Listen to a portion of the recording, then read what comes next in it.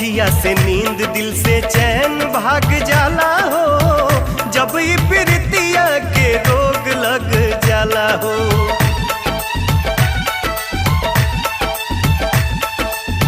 अखिया से नींद दिल से चैन भाग जाला हो, जब ये प्रीतिया के रोग लग जाला हो।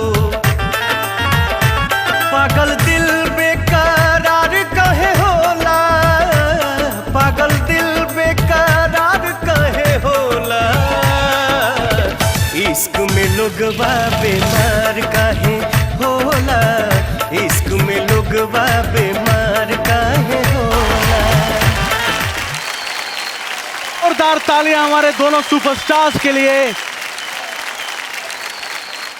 भैया आप लोग जानते हैं कि भोजपुरी में हमेशा एक और नए चैनल की कमी रही है और जी ने इस कमी को पूरा कर दिया है। जी ग्रुप एक ऐसा ही धमाकेदार मूवी चैनल जो कि भोजपुरी में तहलका मचा देगा। जो हम सब का सपना था कि दुनिया में जहां भी भोजपुरी भाषी हैं जो बोलते हैं समझते हैं भोजपुरी को, उन तक हमारा सिनेमा पहुंचे, इसके लिए चैनल की आवश्यकता हमेशा रही है जी। और बहुत सारे चैनल आए भी, उन लोगों ने बखूबी अपने कर्तव्य को निभाया भी। पर एक ऐसा चैनल जो सिर्फ सिनेमा के लिए ही बने, इस तरह के एक चैनल की कमी थी जो अब पूरी हो रही है। इसके लिए हम बहुत बहुत धन्यवाद देते हैं और सबको शुभकामना देते हैं।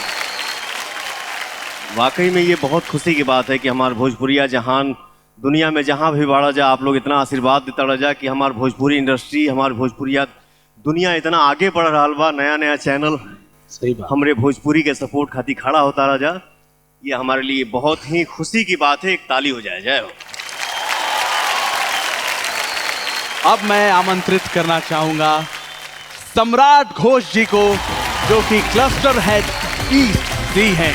साथ ही मैं बुलाना चाहूंगा आशीष सहगल जी को, जो कि चीफ ग्रोथ ऑफिसर जी के हैं।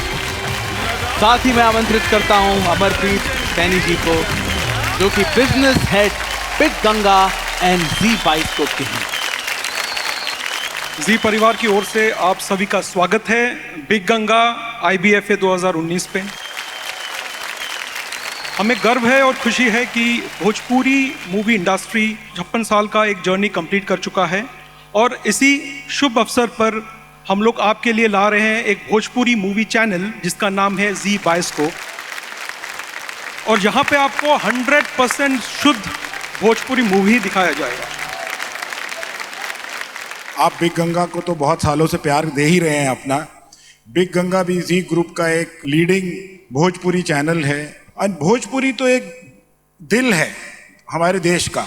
क्या बात।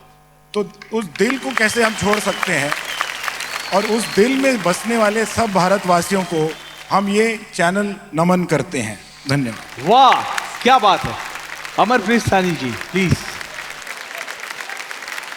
सिनेमा हॉल वो जगह होती है जहाँ पे हमें जाना पड़ता है पिक्चर देखने के लिए, और बाइस्कोप वो डिवाइस होता है जो हमारे पास आता है हमें सिनेमा दिखाने के लिए।